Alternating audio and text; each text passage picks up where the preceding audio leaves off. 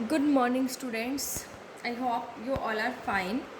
आज हम business studies के अंदर हमारा जो फर्स्ट यूनिट है, 12th बिज़नेस स्टडीज़ के अंदर जो हमारी फर्स्ट यूनिट है nature and significance of management, उसके हम कुछ मल्टीपल चॉइस क्वेश्चंस करेंगे। So our first question is name the process which provides the requested amount, quality, timing and sequence of efforts and ensures that planned objectives are achieved with the minimum of conflict। हमें उस process का नाम बताना है जो कि requested amount, quality, time और efforts की सीक्वेंस बताता है और ये कहता है कि जो प्लान ऑब्जेक्टिव्स हैं, जो हमने ऑब्जेक्टिव्स प्लान किए हैं, वो मिनिमम कॉन्फ्लिक्ट के साथ अचीव हो जाएं। तो ऑप्शन है कोऑर्डिनेशन, प्लानिंग, डायरेक्टिंग या कंट्रोलिंग। तो हमें कौन सा प्रोसेस बताता है ये requested amount, quality, time, sequence और कॉन्फ्लिक्ट्स कम से कम हो, तो कौन सा बताता है? कोऑर्डिनेशन। ठीक है, तो वो right answer is coordination. Second question is, in an organization, employees are happy and satisfied. There is no chaos and effect of management is noticeable. Which characteristic of management is highlighted by the statement? ये कहता है कि क्या कहता है, देखो कि in an organisation जो एम्प्लॉयज़ है वो हैप्पी है और सेटिस्फाई है, वहाँ पर कोई चॉइस और इफेक्ट ऑफ मैनेजमेंट जो है वो नोटिसेबल है, मतलब वहाँ पर मैनेजमेंट का इफेक्ट है। ठीक है, हम नोटिस कर सकते हैं मैनेजमेंट का इफेक्ट को।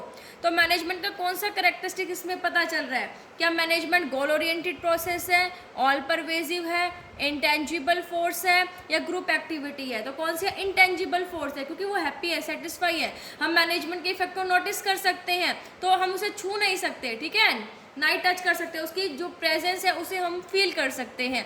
सो C is our right answer, that is management is an intangible force. Our third question is, in order to be successful, an organization must change its goals according to the needs of the environment। ये कहता है कि एक organisation को successful होने के लिए environment में जैसे चेंज होते हैं वैसे उसे अपने ऑर्गेनाइजेशन के अंदर भी चेंज करने चाहिए। Which characteristic of management is highlighted in the statement? इसमें मैनेजमेंट का कौन सा करेक्टरिस्टिक हाईलाइट हो रहा है? क्या मैनेजमेंट डायनामिक है, management goal oriented process, management group activity, management is all pervasive? तो डायनामिक क्या होता है? यही कहता है कि एनवायरनमेंट के अकॉर्डिंग अपने बिजनेस को चेंज करो। सो इसमें कौन सा करेक्टरिस्टिक रिफ्लेक्ट हो रहा है इसके अंदर? Management is dynamic. Our fourth question is, to meet the objectives of the firm, the management of Angora Limited offers employment to physical challenged persons। Firm के ऑब्जेक्टिव को पूरा करने के लिए अंगोरा लिमिटेड की जो मैनेजमेंट है वो फिजिकल चैलेंज्ड पर्सन्स को एम्प्लॉयमेंट देती है, रोजगार देती है। Identify the organisation's objective it is trying to achieve. हमें ऑर्गेनाइजेशन का वो ऑब्जेक्टिव बताना है जो कि वो अचीव करने के लिए ट्राई कर रही है। तो organisational objective, personal objective, social objective या नन ऑफ दीज? तो देखो फिजिकली चैलेंज पर्सन को वो एम्प्लॉयमेंट दे रही है, रोजगार दे रही है, इट मीन्स वो सोसाइटी के प्रति काम कर रही है।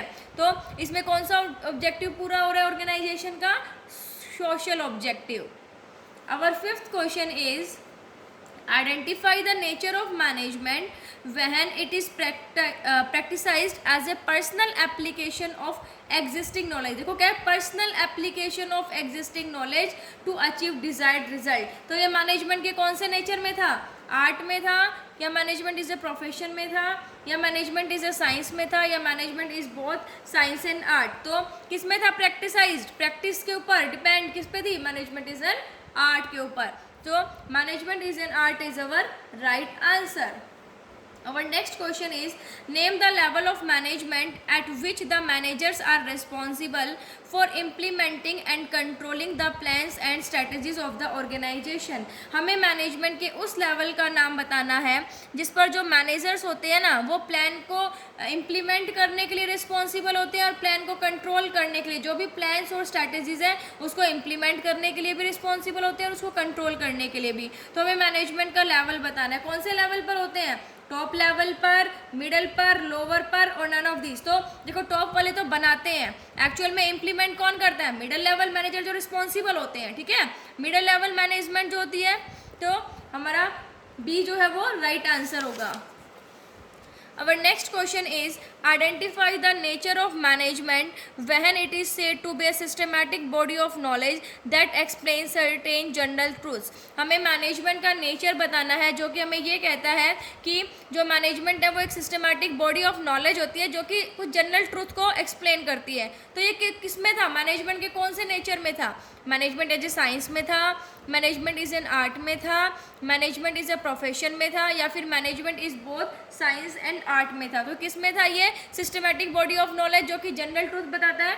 मैनेजमेंट इज ए साइंस, क्योंकि साइंस जो है वो क्या होती है, सिस्टमैटिक बॉडी ऑफ नॉलेज होती है जो कि कुछ जनरल ट्रूथ्स को बताती है. तो जो 7th का राइट आंसर क्या होगा? A, management as a science. Our next question is, a petrol pump needs to be managed as much as a hospital or a school. ये कहता है कि जैसे एक हॉस्पिटल और स्कूल को मैनेज किया जाता है वैसे पेट्रोल पंप को भी मैनेज करने की ज़रूरत होती है. What managers do in India, the USA, Germany और जापान इज़ द सेम. जो भी मैनेजर्स करते हैं इंडिया के अंदर, यूएसए के अंदर, जर्मनी के अंदर, जापान के अंदर, वो सेम होता है.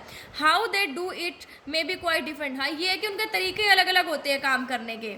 The difference is due to differences in culture. और ये डिफरेंस उनके बीच में क्यों आता है? क्योंकि उनके कल्चर में डिफरेंस होता है, ट्रेडिशन में डिफरेंस होता है, उनकी हिस्ट्री में डिफरेंस होता है. तो हमें मैनेजमेंट का कैरेक्टरिस्टिक बताना है जो कि यहाँ पर मेंशन हो रहा है. तो management is a goal oriented process, management pervasive होती है, मैनेजमेंट मल्टी डायमेंशनल होती है, या फिर मैनेजमेंट कॉन्टिन्यूस प्रोसेस. देखो इसने कहा कि सारी जगह सेम होती है management. It means management is all pervasive, management is universal in nature. तरीके अलग हो सकते हैं क्योंकि उनके कल्चर कस्टम्स अलग होते हैं, लेकिन जो मैनेजमेंट है वो हर जगह जरूरी होती है. ठीक है, तो B is our right answer. Our next question is, Malwa company's target production is 5000 units in a year. जो मालवा की कंपनी है, ठीक है, उसका एक साल में प्रोडक्शन करने के टारगेट है 5000 units. To achieve this target the manager has to operate on double shift due to power failure most of the time. और इस टारगेट को अचीव करने के लिए मैनेजर को डबल शिफ्ट में काम करना पड़ता है क्योंकि कई बार जो पावर है वो फेल हो जाती है. The manager is able to produce 5000 units but a higher production cost. जो मैनेजर है वो 5000 यूनिट्स प्रोड्यूस तो कर लेता है लेकिन उसकी कॉस्ट ज़्यादा आती है. तो हमें इस केस में मैनेजर का स्टेटस बताना है. क्या मैनेजर इफेक्टिव है, एफिशिएंट है? मैनेजर इफेक्टिव है लेकिन एफिशिएंट नहीं है. मैनेजर एफिशिएंट है लेकिन इफेक्टिव नहीं है. तो हमें इसके अंदर जो है वो बताना है. तो देखिए हम कि मैनेजर इफेक्टिव है, मैनेजर एफिशिएंट है, मैनेजर इफेक्टिव है बट एफिशिएंट नहीं है, और मैनेजर एफिशिएंट है लेकिन इफेक्टिव नहीं है. तो ये हमें इसके अंदर बताना है. तो देखो इफेक्टिव क्या होता है? इफेक्टिवनेस क्या होता है कि काम टाइम पर कंप्लीट होना चाहे कॉस्ट कुछ भी आए. और एफिशिएंट क्या होता है कि काम को कॉस्ट इफेक्टिव मैनर में करना.